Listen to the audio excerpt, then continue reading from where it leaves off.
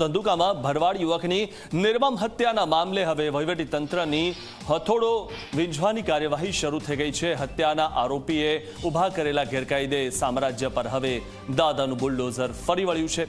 તપાસ દરમિયાન આરોપીનું ગેરકાયદે બાંધકામ મળી આવતા તંત્રએ તેને જમીનદોસ્ત કરવાની કાર્યવાહી શરૂ કરી દીધી છે। અત્યારે ઘટના સ્થળે પોલીસનો ચુસ્ત બંદોબસ્ત ગોઠવી દેવામાં આવ્યો છે અને બપોર સુધીમાં આરોપીના તમામ ગેરકાયદેસર બાંધકામો ધ્વસ્ત કરી નાખવામાં આવશે। બુલડોઝર કાર્યવાહીથી સરકારનો સ્પષ્ટ સંદેશ છે કે ગુનો કરશો તો હવે માત્ર જેલ જ નહીં, મિલકત પણ ગુમાવવી પડશે।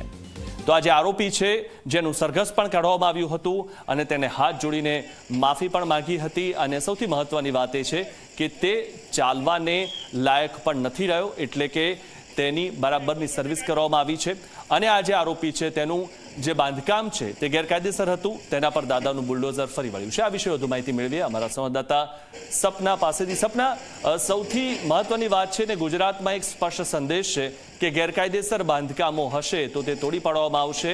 આ જે આરોપીઓ છે તેમને સજા તો મળી છે, સાથે જ તેમની મિલકત જે ગેરકાયદેસર હતી તેને પણ તોડી પાડવામાં આવી રહી છે। શું હતું માહિતી? બિલકુલ જી, આપણે જોઈ રહ્યા છીએ કે પ્રશાસન જે એક્શન લેવાના મૂડમાં છે લાગી રહ્યું છે અને આજે જે ગેરકાયદેસર બાંધકામ છે એ પણ આરોપીઓના તોડવામાં આવી રહ્યા છે। મહત્વની વાત એ છે કે નગરપાલિકા અને માર્ગ મકાન વિભાગ સાથે જ સિટી સર્વે, યુજીવીસીએલ, મેડિકલ અને ફાયર સાથેની જે ટીમ છે તે અહીં ઘટના સ્થળે ઉપસ્થિત છે। તેઓ સાથે મળીને જે ગેરકાયદેસર બાંધકામ છે એને દૂર કરવાની કામગીરી કરી રહ્યા છે। લગભગ 20 થી 22 જી આભાર સપના માહિતી આપવા બદલ। ધર્મેશ ગમારાના આરોપીઓના ઘરના આજુબાજુના જો ગેરકાયદેસર દબાણ છે એ ચીફ ઓફિસર ધંધુકા દ્વારા આઈડેન્ટિફાઈ કરી લીધા છે અને કાયદેકીય પ્રક્રિયા પૂર્ણ થઈ ગયા છે। એ આજે દૂર કરવામાં આવશે અને આ પછી સિટી સર્વે સુપ્રિન્ટેન્ડન્ટ ધંધુકા અને નગરપાલિકા દ્વારા અહીંયા 4 મકાનોની દબાણ આઈડેન્ટિફાઈ કરી લેવામાં આવે છે અને આ જો છે તો આમાં બધા પ્રોસેસ પૂર્ણ થઈ ગયા છે અને કોર્ટના જો પ્રક્રિયા હતા આ પણ પૂર્ણ થઈ ગયા છે। તો આ અહીંયા આજ દૂર કરવામાં આવશે અને આ પછી ધંધુકા રેલવે સ્ટેશનથી ધંધુકા 4 રસ્તા સુધીના સ્ટેટ હાઈવેના મધ્યબિંદુથી 10 થી 12 મીટરના જો દબાણ છે આ દૂર કરવામાં આવશે અને આ પછી યુજીવીસીએલ ધંધુકા દ્વારા ગુનાહિત ઇતિહાસ ધરાવતા લોકોના ઘરે જો વીજ કનેક્શન હતા, ગેરકાયદેસર વીજ કનેક્શન હતા, આ પણ દૂર કરવામાં ઓલરેડી આવેલ છે અને આમાં જો છે એફઆઈઆર દાખલ કરવાની પ્રક્રિયા પણ પૂરું કરી દીધા છે।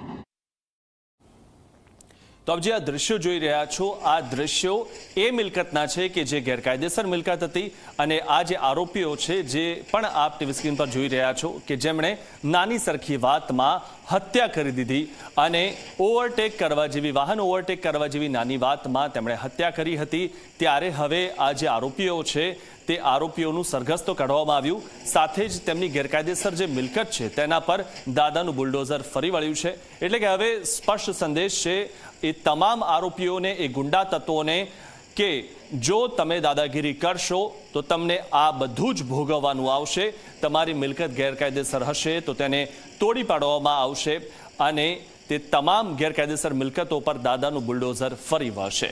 ત્યારે સૌથી મહત્વની વાત એ પણ છે, આ દ્રશ્યોમાં આપ જોઈ રહ્યા છો કે આ જે આરોપીઓ છે તે બરાબર ચાલી પણ શકતા નથી, એટલે કે તેમને પોલીસે પણ સજા આપી છે અને સાથે સાથે તેમની જે મિલકત જે ગેરકાયદેસર હતી તેને પણ તોડી પાડવામાં આવી રહી છે। આરોપીની મિલકત પર દાદાનું બુલડોઝર ફરી વળ્યું છે।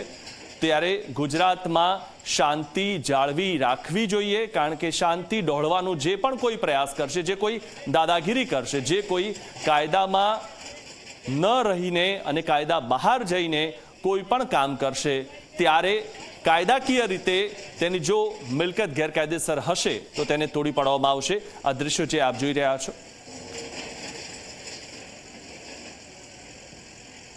તો આ બધું આમાં છે।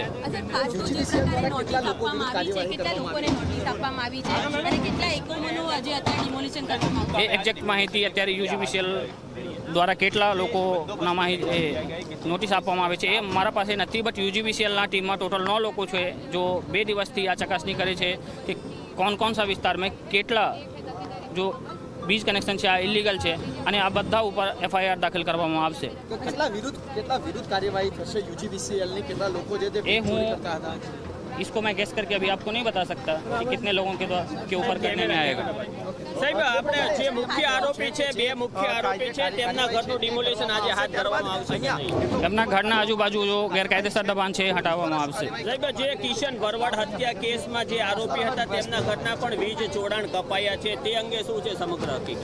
એ અમારો જો રેગ્યુલર રૂટીન કાર્યવાહી છે યુજીબીસીએલના આ છે। જી આ હતા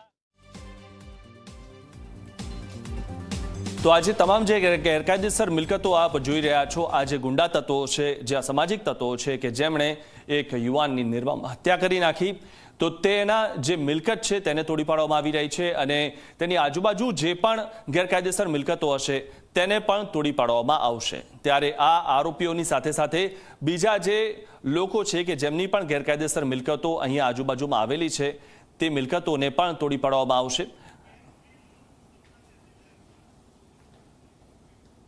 તો આ વિશે વધુ માહિતી મેળવીએ અમારા સંવાદદાતા સપના પાસેથી। સપના, જે રીતે ગુજરાતમાં જે લોકો શાંતિ ડહોળવાનો પ્રયત્ન કરશે અથવા ગુંડા તત્વો હશે તેમની આ જ હાલત થવાની છે, આગળ પણ આપણે આ જ પ્રકારના દ્રશ્યો જોયેલા છે, શું વધુ માહિતી?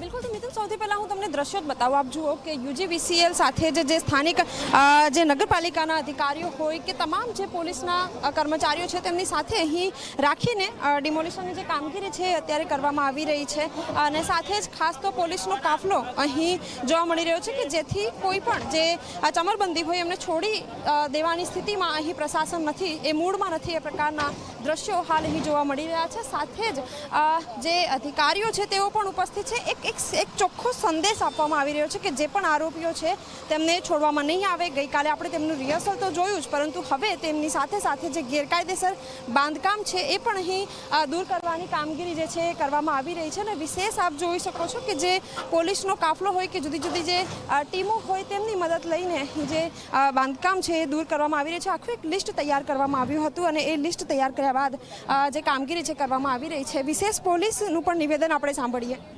એડમિનિસ્ટ્રેશન દ્વારા પ્રોસેસ ચાલુ કરવામાં આવશે, હાથ ધરવામાં આવશે અને એમાં જે કંઈ એડમિનિસ્ટ્રેશનનો મેસેજ હશે એ રીતે અમે બંદોબસ્તની ફાળવણી કરી આપશું। અન્ય જિલ્લામાંથી અથવા તો અન્ય કોઈ કંપનીઓ બોલાવવામાં આવી છે? અહીંયા એસઆરપીની કંપનીઓ બોલાવવામાં આવી છે, સાથોસાથ અન્ય જિલ્લામાંથી બી બંદોબસ્ત રાખવામાં આવ્યો છે અત્યારે। હા, એમના ગુનાહિત ઇતિહાસ અગાઉ મળી આવેલા છે। અહીંયા જે બી આજે ડિમોલિશન કર્યું છે એમના બધાને ક્રિમિનલ એન્ટિસિડન્ટ ચેક કરવામાં આવ્યા છે એડમિનિસ્ટ્રેશન દ્વારા અને એમાં આજે ડિમોલિશન કરવામાં આવ્યું છે। કુલ આજે 4 યુનિટ જેવું તોડવામાં આવશે। આપણે જે કિશન ભરવાડ હત્યા કેસના જે આરોપી છે તેમના ઘરે પણ વીજ જોડાણ કટ કરવામાં આવ્યા છે, તેમાં શું છે?